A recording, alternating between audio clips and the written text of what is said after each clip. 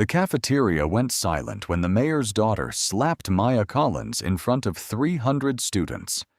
A tray hit the floor. Milk spread under Maya's shoes. Nobody moved. Why would they, when Brielle Whitaker's father controlled half the town? Why risk scholarships, jobs, favors, and futures for one black girl everyone had been taught to overlook? But Maya did not scream. She only picked up her cracked phone, wiped one drop from the screen, and made a call no one expected. Who was on the other end, and why did that single call begin the end of the mayor's career? The fork stopped rolling against the leg of a cafeteria table. For 1 second, Ashford Preparatory had no voices, no trays scraping, no laughter from the corner. Only buzz of lights and the spread of milk beneath Maya Collins' black shoes. It touched her left sole, cold through the seam where rain had loosened the glue. Brielle Whitaker stood 2 feet away, with her hand half raised. "Say it," Brielle said. Maya blinked once. Her cheek burned, but she did not touch it. Around her, students leaned backward without moving. Phones hovered at chest height. "Say what?" Maya asked. "That you started this. That you ruined my father's luncheon because you wanted attention." Mr. Halloway stepped between them. His navy tie had slipped left, one hand pressed to the radio at his belt. "Maya," he said, "we need you to calm down." Mrs. Bell moved from the faculty table. "Grant, she hasn't raised her voice." "Celia, not now." Brielle folded her arms. Her gold Whitaker pin flashed. "She shoved her tray at me." "No," someone whispered. Maya did not look for who said it. She kept her eyes on the milk as it reached Brielle's shoe. Mr. Halloway placed an unused napkin on the table. "Students, put your phones away. This is disciplinary." A dozen screens vanished. A few stayed up behind cups. Maya bent and picked up her cracked phone. Milk dotted the glass. She wiped it with her sleeve. Brielle gave a short laugh. "Who are you calling? Your mother?" The laugh did not spread. Parker Sloan, still holding his phone at the next table, stared down. Maya pressed the side button.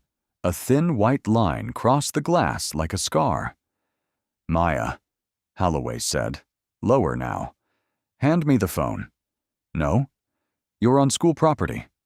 "I know." "You are refusing a staff instruction." "I heard it."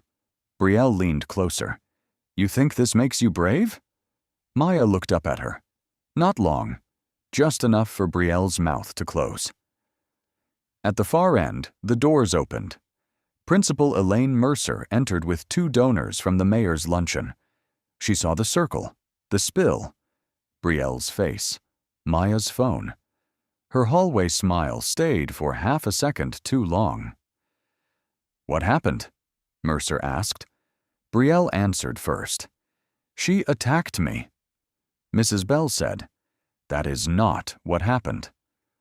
The donors stopped walking. Mercer's eyes went to the phones before they went to Maya. "Everyone delete any recordings of this incident immediately." A chair scraped. Jonah Reed froze 2 tables away, one hand inside his backpack. Maya unlocked her phone. Halloway reached out, then stopped when Mrs. Bell said his name sharply. "Don't touch her." Maya opened her contacts. Not Mom. Not emergency. A name without a photo sat near the top. E. Hart. Brielle saw the hesitation and smiled. "Call whoever you want. My father is already on his way." Maya pressed the number. The call tone sounded once. Twice. Principal Mercer's face changed first. Halloway looked at the screen, and the color moved out of his cheeks. The line clicked. "Maya," an older woman's voice said. Maya looked at the milk, the fallen fork, the students who had watched and said nothing. Then she lifted the phone closer and said, "Judge Hart, I need to report what just happened at Ashford Preparatory." At 6:32 a.m., The kettle in the Collins kitchen gave one tired click and went quiet. Maya stood beside the counter in her uniform skirt, holding a chipped mug while steam blurred the window over the sink. Outside, Ravenbrook was gray and wet. Her mother moved behind her in blue scrubs, folding a sandwich into wax paper. "You have the form for Mrs. Bell?" Denise asked. Maya touched the front pocket of her faded canvas bag. History slip, lunch card, lab notebook. And the other paper? Maya's fingers paused on the zipper. Denise saw it. "Maya, it's in there. You don't have to carry a complaint like homework. They asked for a copy. They ignored the first copy." Maya slid the sandwich into the bag. The canvas was worn pale at the corners, one strap repaired with black thread. Near the inside seam, in a clear sleeve, was an old photograph. Marcus Collins in a courthouse jacket, one arm around Denise, one hand on a baby blanket. Denise reached toward it, then stopped. "Your father folded every document twice. Said paper remembers when people pretend they never saw it." Maya zipped the bag slowly. The teeth caught, skipped, and closed. "I'm not trying to start anything," she said. "I know." Denise brushed lint from Maya's blazer. "That worries me." The bus brakes sighed at 7:05. Maya ran the last steps, shoes tapping wet pavement, cold coming through her socks. Inside, the bus smelled like heater dust and orange cleaner. A man with a pail shifted over so she could sit. Ashford Preparatory rose behind black iron gates, pale brick, glass doors, and flags snapping in the wind. Students stepped from warm cars with polished bags and silver bottles. Maya adjusted her strap before crossing the driveway. "Scholarship entrance is that way," a boy called softly. His friend laughed. Maya did not turn. At her locker, Jonah Reed fought with a jammed combination lock. He was tall, thin, and always looked as if he had outgrown his sleeves overnight. "You're early," he said. "So are you." "Mine's strategic. If I get here before Parker, I only hear half the jokes." Maya opened her locker. A flyer slid from the door and landed face up at her feet. Mayor Calvin Whitaker's Student Leadership Luncheon. Gold letters, white tablecloth, Brielle Whitaker smiling beside her father. Jonah picked it up. "They put those everywhere. They want us to know lunch has a dress code now? They want cameras to see the right students." From the far hallway came Brielle's voice. Maya shut her locker before Brielle appeared. She could smell expensive perfume before she saw the cream blazer and polished shoes. Brielle passed without stopping, but her eyes dipped to Maya's bag. "That thing survived another year?" she said. Parker Sloan laughed beside her. "Historic artifact." Maya tightened one hand on the locker edge, then let go. Jonah muttered, "You could report that." Maya looked at the flyer. To who? The first bell rang. Students poured toward classrooms, voices bouncing under the high ceiling. Maya bent, picked up the luncheon flyer, and pinned it back with 2 fingers. As she walked to history, the photograph inside her bag pressed against her side with every step, like a question she was not ready to answer. By 11:18 a.m., the front hallway no longer belonged to students. Workers rolled in round tables with white cloths. The security desk smelled of lemon polish. A photographer tested his flash near the trophy case, making the glass shimmer around silver cups and portraits. Brielle Whitaker entered through the main doors as if they had opened for her alone. "Careful," Parker said, stepping back from the wet mat. "Your dad's inside." "I know where he is." Her cream blazer was new, cut sharp at the wrists. On the lapel, the gold Whitaker pin caught the light each time she moved. Two freshmen near the stairs stopped whispering and made room. "Morning, Brielle," Mr. Holloway said from the office doorway. "Is the setup fixed?" "We're handling it." "That means no?" "It means your father will have nothing to worry about." Principal Mercer stood behind him with a clipboard. "The student table needs to be centered," Brielle said. "Dad doesn't like pictures where scholarship kids are pushed aside." Parker laughed. Mercer's pen stopped. "We arranged seating according to development list." "Then arrange it better." At the end of the hall, Maya came out of history, carrying 2 books. Mrs. Bell walked beside her. "Bring the complaint document after lunch," Mrs. Bell said. "Quietly. I'll scan it myself." Maya nodded. "Thank you." Brielle saw them by the bulletin board. Her smile stayed, but her eyes sharpened. "Is she on the luncheon list?" she asked. Mercer followed her gaze. "Maya Collins? No." "Then why is she near the student table?" "She is walking to class." "That's not what I asked." Parker leaned close. "She's Jonah's friend." "The bus girl." Brielle touched the gold pin, rubbing once across the raised W. "People will post pictures today. My father cannot spend the afternoon explaining why Ashford looks like a charity case." Holloway shifted. "Brielle, let staff manage optics." "Optics are why your job exists." The words were soft enough that only the adults heard. Maya stopped at the water fountain 30 feet away. The stream came out weak and metallic. She bent to drink. The tile under her shoes still held the morning cold. Brielle walked toward her. Parker followed. "Maya," Brielle said. Maya straightened and wiped one drop from her chin. "Yes?" "Big day. Try not to wander into anything you weren't invited to." Mrs. Bell turned from the classroom door. "Brielle, I'm being helpful." Maya adjusted the books in her arms. "I know where lunch is." "That's what worries me." Parker laughed too quickly. A freshman behind him looked down at her shoes. Brielle stepped closer. "Some rooms are for people representing this school." Maya looked at the trophy case behind Brielle. In the reflection, Principal Mercer watched from the office. "I represent myself," Maya said. For the first time, Brielle's smile slipped. The second bell rang, sharp and electric. Students rushed past. Maya turned toward science, but Brielle remained by the fountain, one hand on the pin at her lapel. At the office doorway, Mercer spoke. "Brielle, your father just called. He wants the cafeteria perfect before noon." Brielle looked down the hall where Maya had disappeared. "Then keep her away from my table," she said. At 11:47 a.m., workers lifted silver lids from trays of chicken salad and buttered rolls.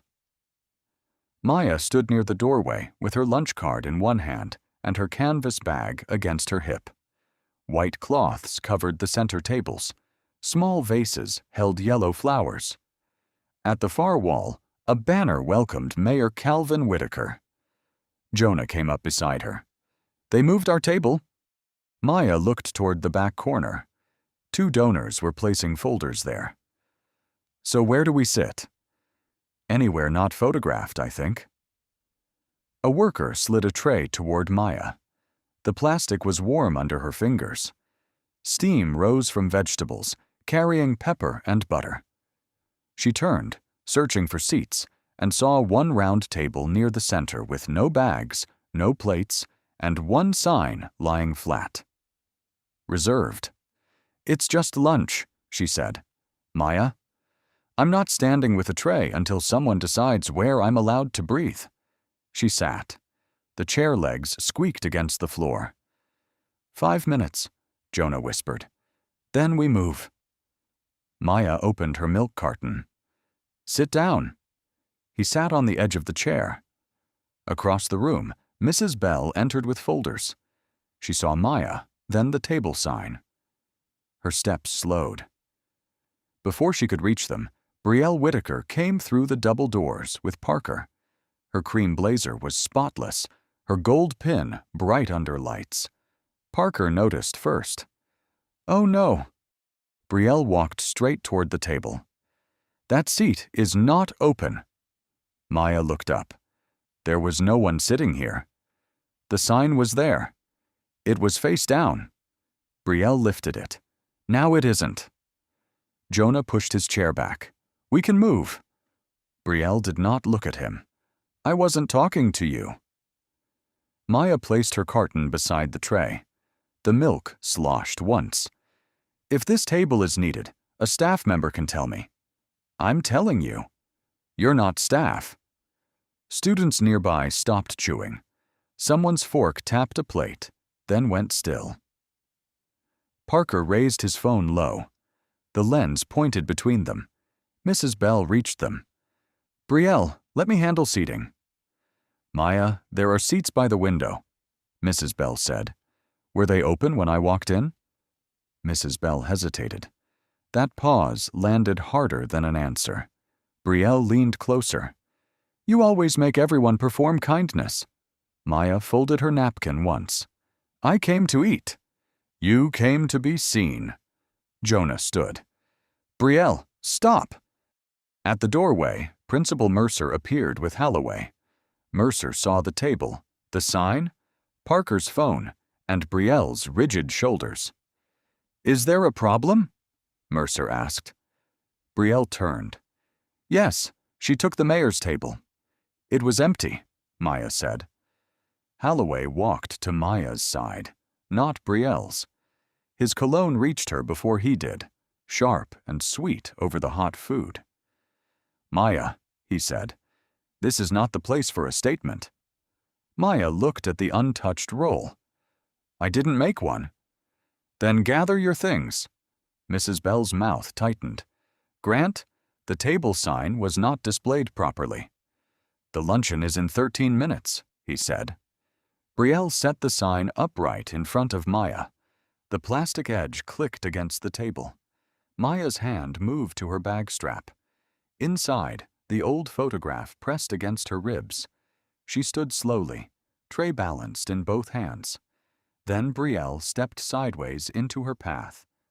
Brielle stepped sideways into Maya's path, close enough that the yellow flowers brushed her sleeve. "Careful," Jonah said. Maya shifted the tray to her left hand.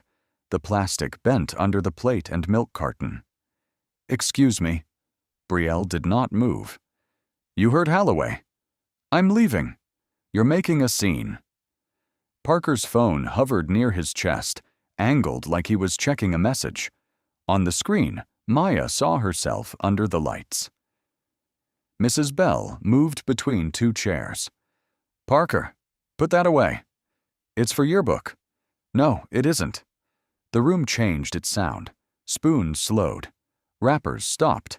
Maya turned sideways to pass. Brielle's elbow moved first.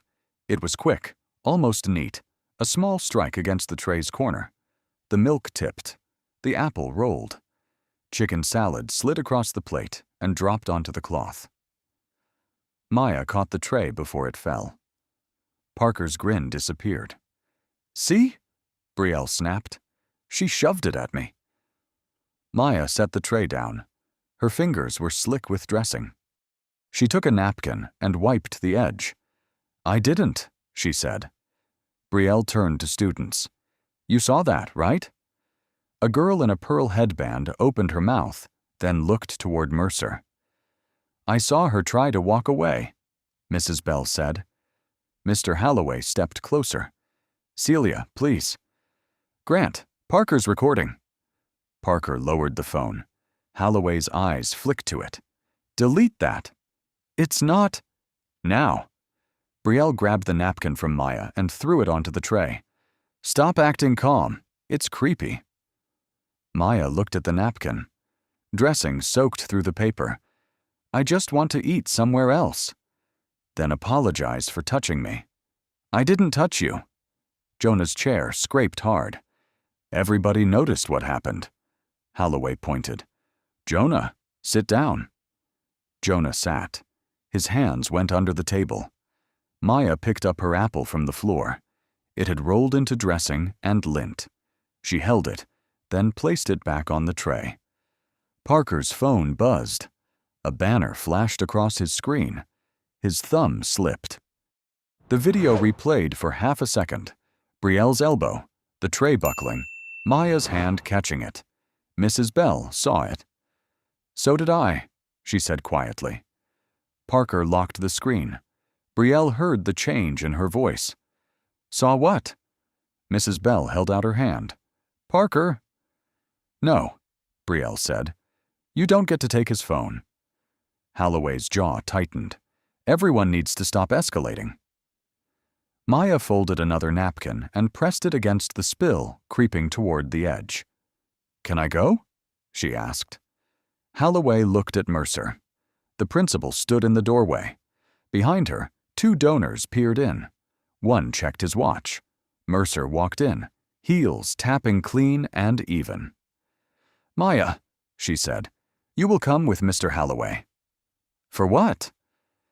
"To discuss your behavior before this becomes something larger." Mrs. Bell stepped forward. "Elaine, the video matters." "The luncheon matters," Mercer replied. Brielle's shoulders relaxed. Maya lifted her bag strap. The old canvas scratched her palm. Dressing dripped once from the tray onto the floor. Parker slid his phone into his pocket. As Maya turned toward Holloway, she saw Jonah's hand emerge from under the table, his phone dark in his lap, a tiny blue sending bar moving across the screen. "Stand up straight," Mr. Holloway said, as if posture could make the milk disappear. Maya stood beside the center table with the tray in both hands. Dressing had dried sticky between her fingers. The cafeteria lights hummed above her. Behind her, the mayor's banner shifted in warm air. Principal Mercer checked the doors. "The guests arrive in 7 minutes." Mrs. Bell stayed near Parker's chair. "Then 7 minutes is enough time to look at the recording." "No one is reviewing student phones during an official event," Mercer said. "It wasn't official when Brielle knocked the tray." Brielle laughed once. "That is not what happened." Maya set the tray down. The crushed milk carton leaned in a puddle. She picked up a napkin and folded it into a small, wet square. Holloway pointed toward the side hallway. "Apologize for disrupting lunch, and we can handle this privately." "I disrupted lunch?" "You took a reserved seat." The sign was face down. "That is not the issue." "It became the issue when she sat there," Brielle said. Jonah pushed back from his chair. "She was moving. You blocked her." "Jonah," Mercer warned. He stopped with one knee against the chair leg. Parker kept one hand in his pocket around his phone. Maya saw his thumb wake the screen, darken it, wake it again. Mrs. Bell noticed too. "Parker, if the video shows what everyone says it shows, deleting it makes this worse." Brielle turned on her. "Why are you protecting her?"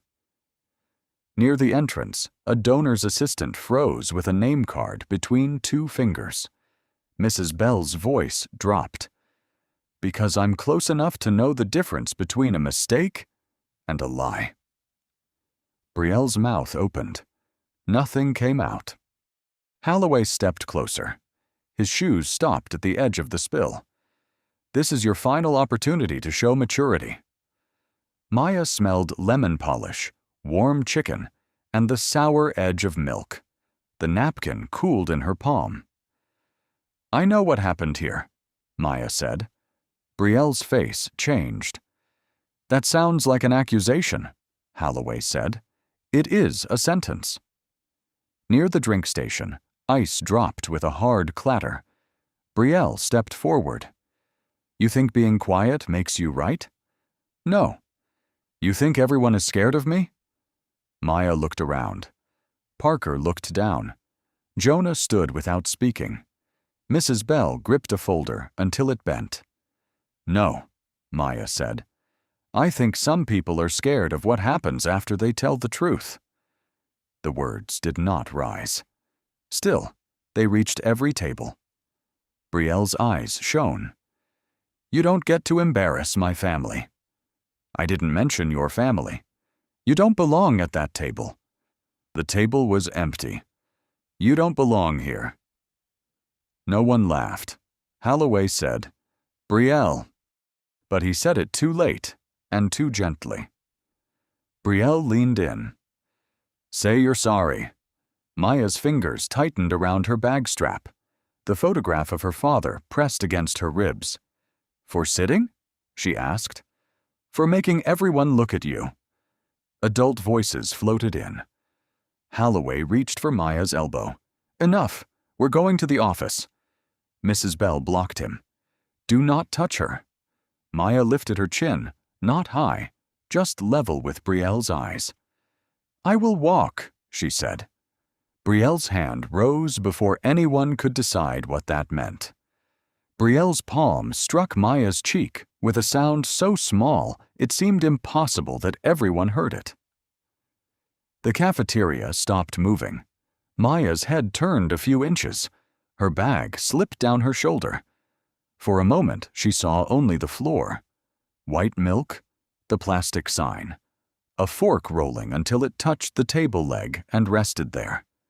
Someone gasped. No one stepped forward. Brielle lowered her hand as if it belonged to someone else. "She scared me." Maya straightened. Heat spread from her cheek toward her ear. She did not touch it. She would not give Brielle that picture. Mr. Holloway moved first, not toward Brielle, but between her and Maya. "Everyone back to your seats." Jonah stood so fast his chair tipped. "You saw that." "Sit down, Jonah." "She hit her." "Sit down." Principal Mercer crossed the room with her clipboard. "Brielle," Mercer said, "come with me." "No," Brielle snapped. "She threatened me." Maya looked at the tray. Milk reached the edge and dripped onto the floor. "I didn't move," Maya said. Her voice was quiet enough that students leaned in. Holloway rubbed his forehead. "This has become a mutual conflict." Mrs. Bell turned to him. "There was nothing mutual about that." "Celia, lower your voice." "My voice is not the problem." Parker had his phone halfway out again. Mercer saw him. "All recordings are to be deleted immediately," she said. "This is a student privacy matter." Parker swallowed. "Yes, ma'am." Jonah stared at him. "Don't." Brielle pointed at Maya. "She should be suspended." A few students looked toward Maya, then away. The air smelled of bread and sour milk. A yellow flower had fallen from the vase and stuck to the wet cloth. Maya picked it up. Its stem was bent. "Maya," Holloway said, "come to the office now." "For reporting what happened?" "For de-escalation." Mrs. Bell stepped beside Maya. "I'm coming too." "No," Mercer said. "You will supervise the cafeteria." "I am a witness." "You are an employee." The words landed flat and cold. Maya slipped the bent flower onto the tray and lifted her bag. Inside, her father's photo pressed against the complaint papers. At the side door, a freshman with red glasses whispered, "I'm sorry." Maya nodded once and kept walking. In the hallway, noise returned in pieces. Holloway walked ahead, keys jingling. Mercer stayed near Brielle, speaking into her phone. "Calvin, there's been a situation." "No, she's fine." "Brielle is fine." Maya heard that clearly. At the office door, Holloway held out his hand. "Phone." Maya looked at him. "Until we sort out the recordings." "You asked students to delete theirs."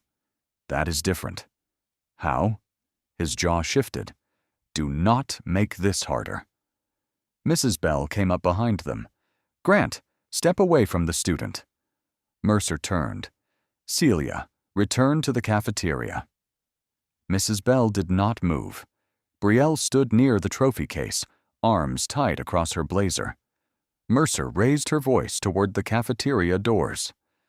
Any student found sharing footage of this incident will face disciplinary review. A dozen phones vanished again.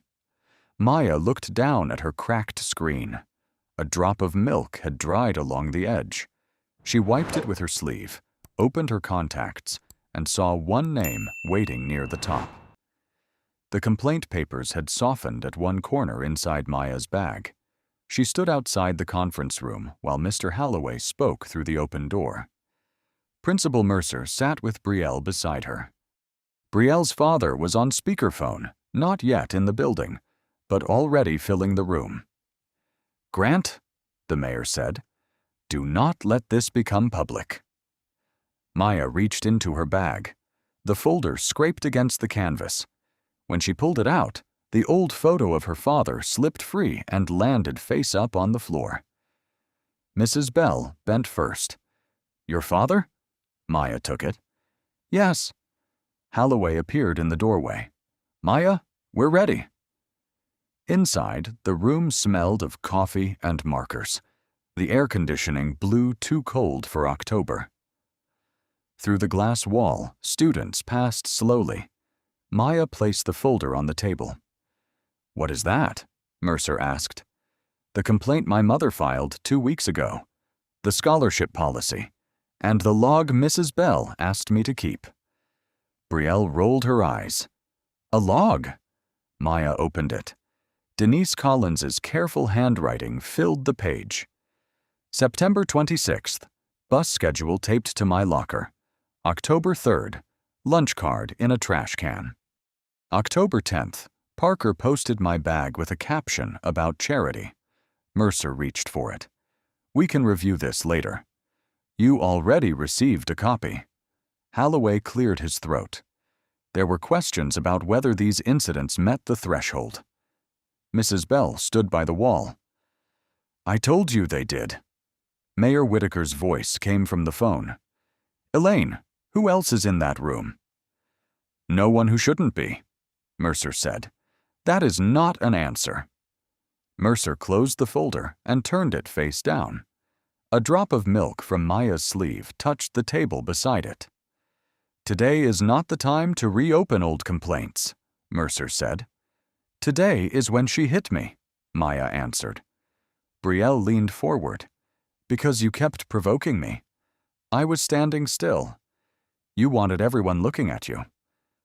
Maya looked at her. "No, you did." Holloway pulled out a chair. "Maya, sit down." "No, thank you." "You are making this formal." "It became formal when you put my papers face down." Maya picked up the folder. Her hand stayed steady until she noticed the framed quotation at the end of the hall. "Equal rules mean nothing unless someone is brave enough to enforce them." Marcus Collins. His name sat in brass letters beneath it. Mrs. Bell followed her gaze. "Maya? My father wrote that?" Mercer looked back too quickly. "Many people contributed quotations. He was not a student here." "No," Mrs. Bell said. "He was invited after the board settlement." Mayor Whitaker's voice sharpened. "Elaine, end this meeting." Maya folded the complaint and placed it back beside the photograph. Holloway reached out. "We'll keep those here." "No. That is evidence for the file." "It was evidence before you turned it over." She stepped back. Brielle's face had lost color, but her chin stayed raised. Mercer stood. "Leaving now will be treated as refusal to cooperate." Maya looked once more at the brass letters under her father's words. "I'm cooperating with someone who will read it," she said. Then, in the glass wall, she saw Mercer type 2 words to Holloway before hiding the screen. "Stall her." Maya did not run from the conference room. She walked to the trophy case where Marcus Collins's words sat under dust. "Equal rules mean nothing unless someone is brave enough to enforce them." Her cracked phone felt cold in her hand. "Maya," Mrs. Bell said, "who are you calling?" In the glass, Maya saw Holloway step into the hallway. Principal Mercer stood behind him, phone hidden against her skirt. Brielle remained at the table, one knee jumping. Someone who knew my father. Holloway lifted a hand. No outside calls until we finish school procedure. You had the mayor on speaker. That is different. How? He did not answer fast enough. The hallway smelled of floor wax and damp raincoats. Students hovered near the cafeteria entrance, then vanished when Mercer glanced their way. Maya opened her contacts. E. Hart. The line rang once. Holloway took a step. Mrs. Bell moved first, standing between him and Maya. "Grant," she said, "think carefully." The second ring ended. "Maya," an older woman answered. "Yes, ma'am." Maya swallowed. "I'm at Ashford Preparatory. I need to report what happened." Mercer came closer. "Maya Collins, end that call." Maya kept it near her ear. "A student struck me in the cafeteria. Staff saw it. They called it mutual. The principal ordered recordings deleted. They put my complaint papers face down and told me today wasn't the time." A pause. "Are you injured?" Judge Evelyn Hart asked. "No." "Are you being prevented from leaving?" Maya looked at Holloway. He was blocking half the corridor without touching her. "I'm not sure." That answer changed the air. Judge Hart's voice cooled. "Do not hand your phone to anyone. Do not sign anything. Tell me who is standing near you." Maya named them one by one. When she said Mayor Whitaker's daughter, Mercer's mouth tightened. "Put me on speaker," Judge Hart said. Maya tapped the cracked screen. "This is Evelyn Hart. I chair the Virginia Independent Education Oversight Commission. Principal Mercer, preserve cafeteria video, hallway feeds, visitor logs, texts, disciplinary notes, and student reports related to this incident." Mercer's face went still. "With respect, this is an internal student matter." "Not anymore." Brielle appeared in the doorway. "Who is that?" No one answered her. "Any deletion after this moment may be treated as destruction of evidence," Judge Hart said. Parker Sloan came out of the cafeteria with Jonah behind him. Parker's hand was in his pocket. "Mr. Sloan," Mrs. Bell said, "stop there." Parker froze. Jonah lifted his own phone. "I sent it before they told us not to." Mercer turned. "You violated school policy." Judge Hart heard it. "Young man, do you still have the recording?" "Yes, ma'am." And Parker's angle shows the elbow before the slap. Parker stared at the floor. The overhead lights buzzed louder, or maybe everyone had gone quiet enough to hear them.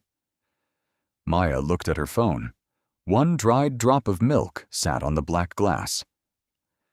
"Maya, stay where witnesses can see you," Judge Hart said. "I am sending formal notice now." At the far end of the hall, Mayor Calvin Whitaker entered through the front doors, while his assistant hurried behind him with a silver tablet already lit. The blue sending bar on Jonah's phone reached the end just as Mayor Whitaker crossed the lobby. Jonah turned the screen face down. Parker saw it and whispered, "What did you do?" The hallway narrowed around Maya, Holloway near the office door, Mercer by the glass wall, Brielle behind her father's shadow. Students pressed against classroom doors. Mayor Calvin Whitaker arrived without raising his voice. "Maya Collins," he said. "I'm sorry this became uncomfortable." Maya kept Judge Hart on speaker. "Uncomfortable isn't the word I used." Todd Vance stopped beside him with a silver tablet. Judge Hart's voice came from Maya's cracked phone. "Mayor Whitaker, this call concerns preservation of evidence." Whitaker smiled. "I didn't realize the commission took misunderstandings by phone. When a principal orders students to delete recordings, I do." Mercer's clipboard shifted. "That was to protect privacy," Mrs. Bell said, "It was given after Brielle struck Maya." Brielle snapped, "She keeps saying that like it's proven."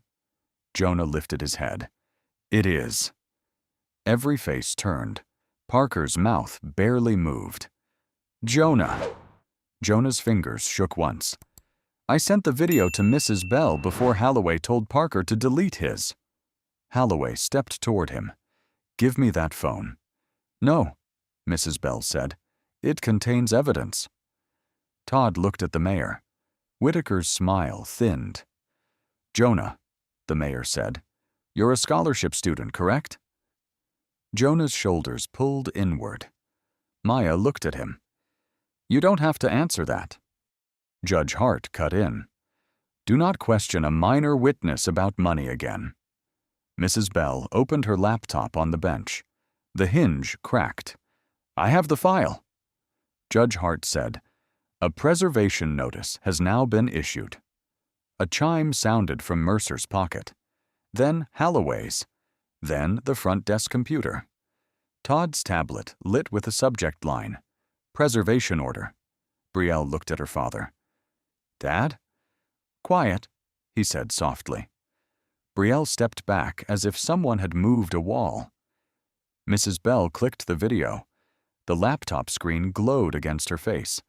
There was cafeteria noise, chairs, Brielle's cream sleeve, Maya holding the tray. Then Brielle's elbow moved. The tray buckled. Milk flashed white. Parker closed his eyes. The clip continued. Holloway's voice came through the speaker. "Delete that." Mercer's voice followed. "All recordings are to be deleted immediately." Todd whispered, "Calvin, this is bad." Whitaker did not look at him. "Maya," Judge Hart said, "ask Mrs. Bell to upload that file to the secure link." Mrs. Bell typed. Her rings clicked against the keys. Jonah watched the progress circle turn, stall, then move again. Upload complete. Maya saw Mercer's face change. Not panic. Calculation leaving her. Judge Hart said, "Principal Mercer, lock the original camera footage now." Mercer swallowed. "I will contact technology." "No. Walk to the security office with witnesses, and Mrs. Bell will remain on this call." Mayor Whitaker slipped his hands into his coat pockets. "This has gone far enough." Maya turned slightly. "It went far enough in the cafeteria." At the front desk, the office printer woke with a rough gasp and began pushing out the first page of Judge Hart's official order. The printer kept coughing out pages while Mayor Whitaker watched the first sheet slide into the tray. No one reached for it. Maya stood beside Mrs. Bell's laptop, Judge Hart's voice filling the hallway through the cracked phone. The screen held the frozen video. Brielle's elbow, the tray tilting, Parker's thumb in the corner. Todd Vance picked up the order. "Calvin." The mayor scanned the top line and folded it once. His coat smelled of rain and soap. "This is a school matter," he said. Judge Hart answered. "It became state oversight when evidence was threatened." Whitaker turned to Maya. "Young lady, public accusations can follow you for years." Maya looked at the paper in his hand. "So can silence." Brielle stood near the trophy case. "Dad, tell them I didn't mean—" "Not now." The two words were quiet. Brielle's mouth closed. Principal Mercer gathered her clipboard. "We can move to the conference room and document statements." "Not with the mayor leading the room," Judge Hart said. "Mrs. Bell stays with Maya. Mr. Reed stays visible. Mr. Holloway, step away from the students." Holloway's keys shook. "I have responsibilities here." "You also have a voice on the recording ordering deletion." Cold air blew along Maya's damp sleeve. Whitaker unfolded the order. "A girl got upset. Another girl felt threatened. We should not destroy reputations over a teenage disagreement." Mrs. Bell turned the laptop toward him. "Watch it." "I have seen enough." "No. You have managed enough." The mayor looked at her as if she existed for the first time. "Celia, I would be careful." Mrs. Bell's fingers tightened around the folder. "I was careful for 2 years." Mercer stepped between them. "This conversation is inappropriate," Judge Hart said. "Mayor Whitaker, are you attempting to influence witness testimony?" His face changed by a fraction. "I'm attempting to protect my daughter." Maya glanced at Brielle. Brielle stared at the floor, where Marcus Collins' quote caught the light. "Then start with the truth," Maya said. Whitaker's smile returned. "And what exactly do you think the truth is?" Before Maya could answer, Todd's tablet chimed. He read, went pale, and lowered his voice. "Calvin?" The commission copied the school board chair. Another chime came from Mercer's phone. Then Holloway's radio crackled. "Security office to Principal Mercer. We received a footage lock request. Do we comply?" Judge Hart spoke clearly. "Yes, you comply." Mercer did not move. Maya lifted the phone closer. "Principal Mercer?" Through the glass wall, donors waited near the cafeteria doors, holding untouched plates. Students watched from behind them. "Comply," Mercer said at last. Holloway repeated it into the radio. A small sound moved through the hall, just air leaving lungs held too long. Brielle whispered, "Dad, what's happening?" Whitaker folded the order again. The crease split the words preservation notice. "What's happening," Judge Hart said, "is that everyone will stop speaking for Maya Collins." At the security desk, a monitor flickered. The cafeteria camera feed appeared live, and in the corner, seconds before the slap, Todd Vance stood beside Principal Mercer, pointing toward Maya's table. The live feed froze on Todd Vance's hand. The security office seemed to shrink around the blue monitors. A paper cup of coffee trembled beside the keyboard each time ventilation kicked on. Todd stood behind Mayor Whitaker and did not blink. Judge Hart's voice came through Maya's phone. "Who is the man pointing toward the student table?" Mrs. Bell answered first. "Todd Vance, the mayor's assistant." Todd cleared his throat. "I was indicating seating." "At 11:42, Judge Hart said, "before any tray was touched." The clerk, Mr. Alvarez, moved the mouse. "I can pull the hallway angle." "Do it." Mayor Whitaker stepped closer. "Nobody touches files until my counsel."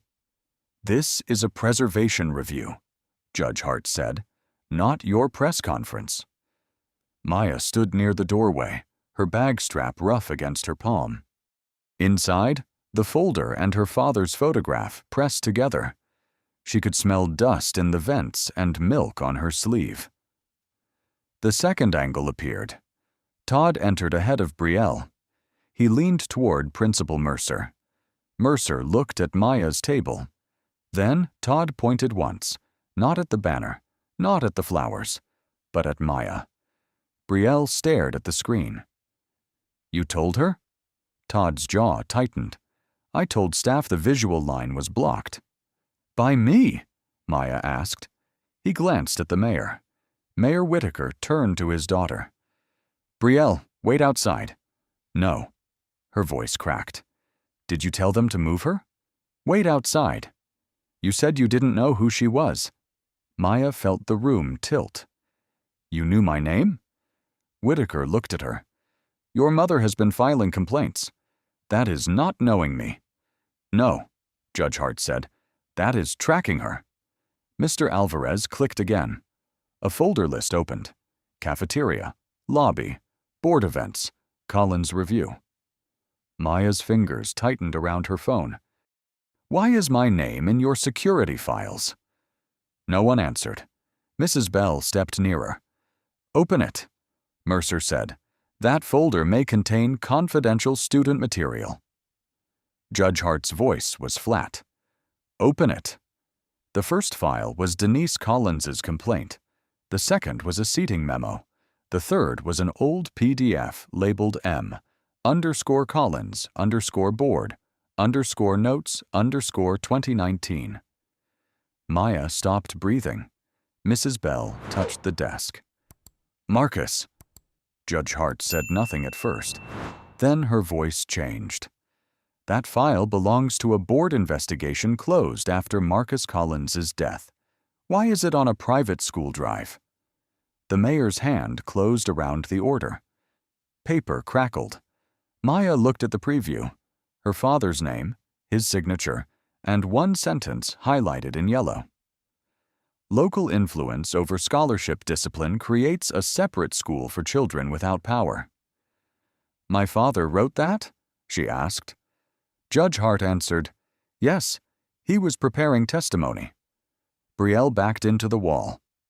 The gold pin on her blazer clicked against the painted brick. "I didn't know," she said. Maya did not look at her. Someone did. Another memo opened below her father's notes. Todd's initials sat at the bottom, dated 2 days before the luncheon. "Keep Collins' child out of donor visuals. Avoid confrontation on camera." The room went still. Then, from the hallway, the first reporter's voice reached the security office, asking why the mayor's luncheon had been locked down. The first reporter's voice slipped under the security office door. "Is the mayor still inside?" Mr. Alvarez lowered the monitor volume, but shoes had gathered outside. A student whispered, "They know." Maya stood with her phone and her father's folder open on the desk. The highlighted sentence looked brighter than the screen around it.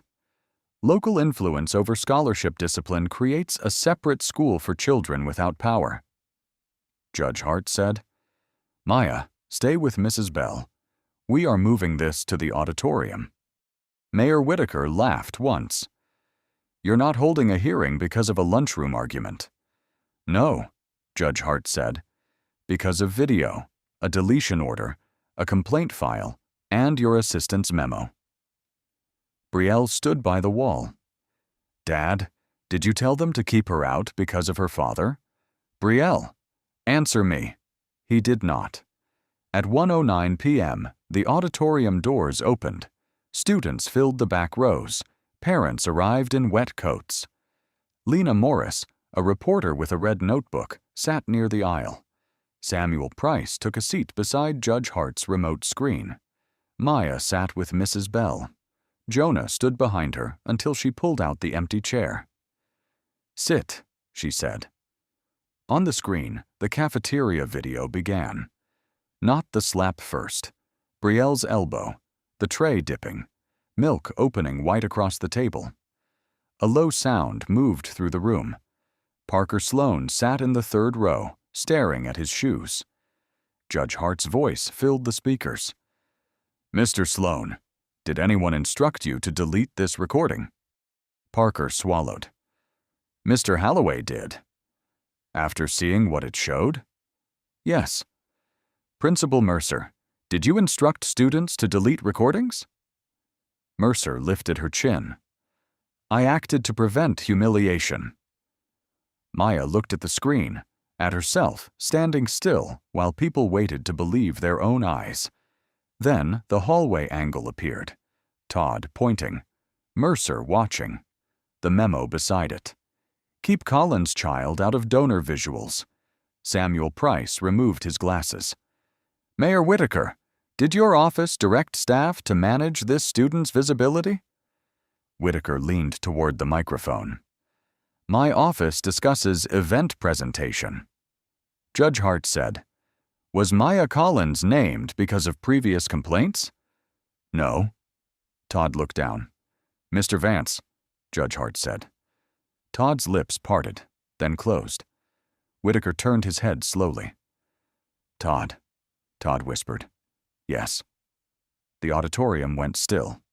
"Speak clearly," Judge Hart said. Todd looked at Maya for the first time.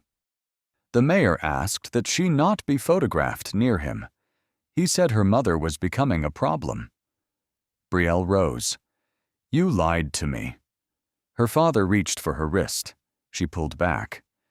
"You let me think she was trying to embarrass us." She looked across the stage at Maya. "I hit you because I thought you were after him." Maya leaned toward her microphone. "Don't apologize yet," she said. Brielle froze.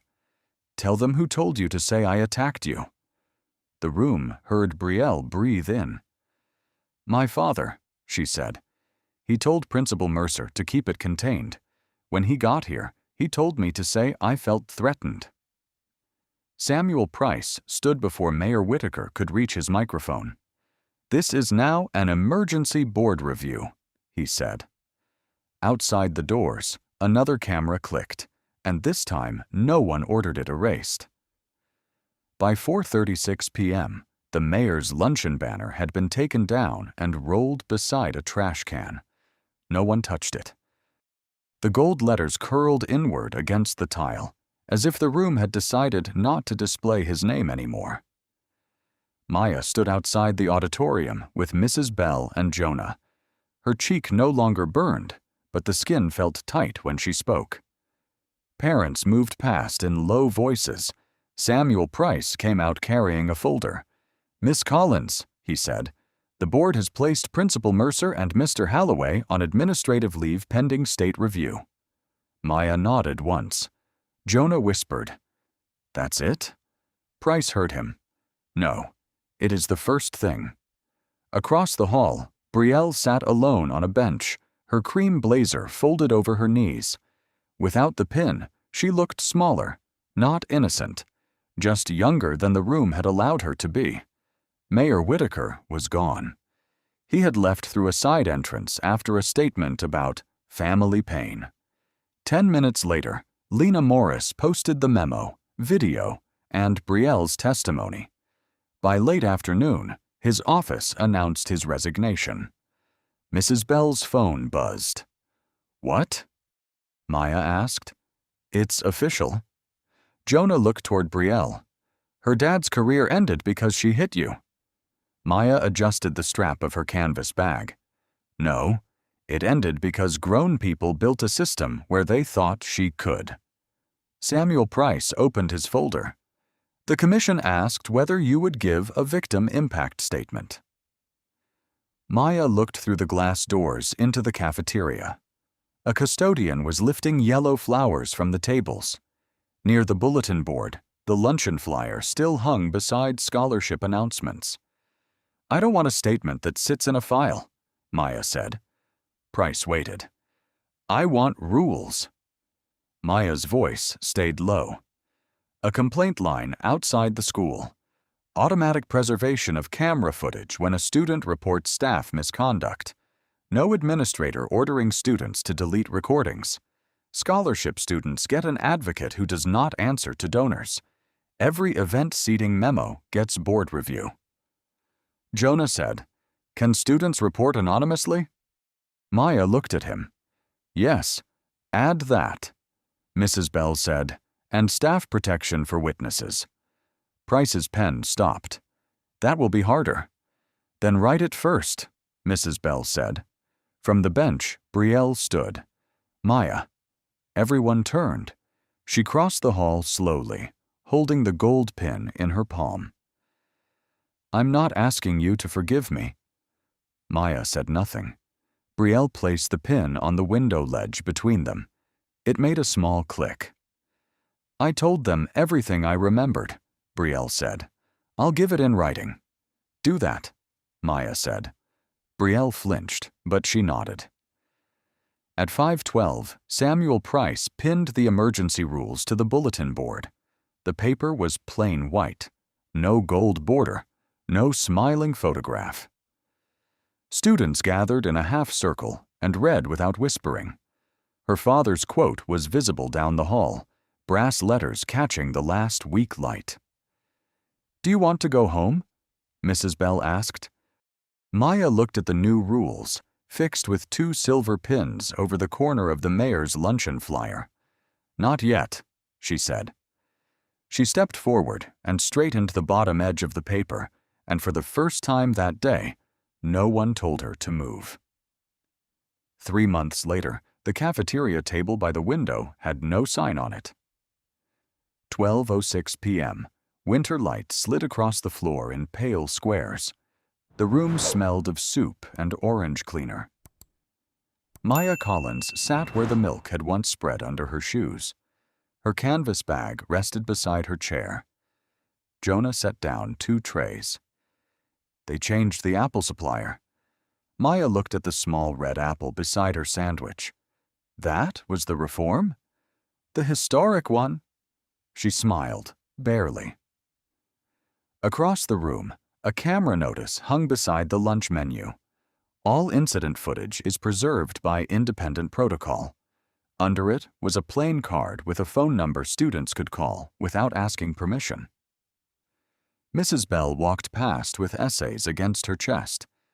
She had been appointed student protection coordinator after refusing a quiet transfer.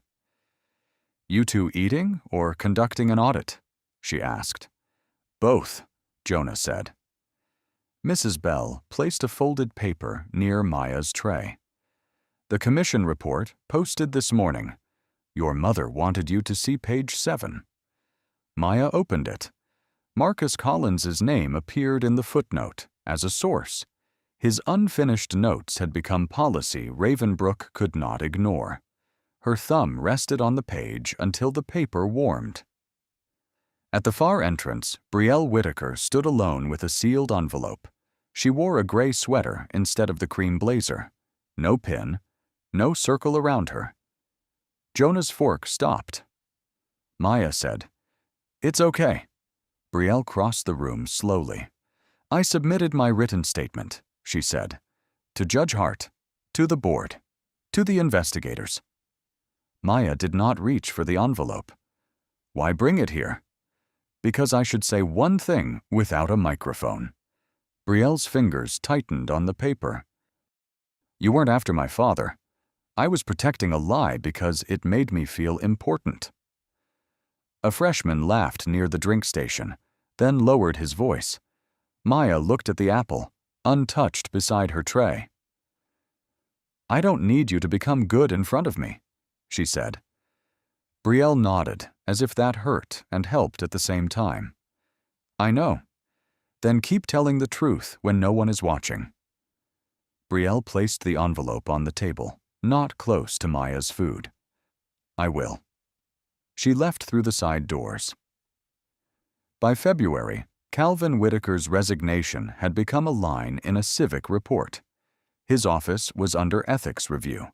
Todd Vance had signed a cooperation agreement and could no longer work in public education contracts. Elaine Mercer lost her position, and her license review remained pending. Grant Holloway was removed from Student Discipline Authority. None of it sounded like thunder. It sounded like paper moving through hands that had to read it. At 3:40 p.m., Denise Collins arrived after her shift. She found Maya at the bulletin board, where the mayor's luncheon flyer had once hung. The new rules were still there, edges straight, silver pins bright.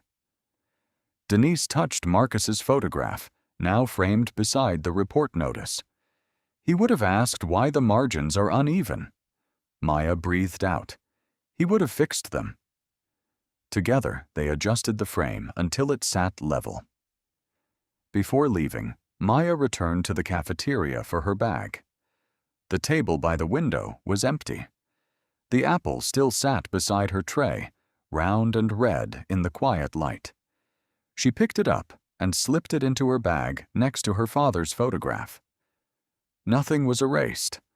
If this story reminded you of a moment when someone stayed silent because power made the truth feel dangerous, share your thoughts in the comments. Tell us about the person who deserved to be heard, the witness who finally spoke, or the rule that should have changed sooner. Share this story with someone who believes dignity is not something people should have to earn, and justice should not depend on a last name. Subscribe for more stories about quiet strength, public truth, and the kind of change that begins when one person refuses to disappear. Your voice may help someone recognize their own.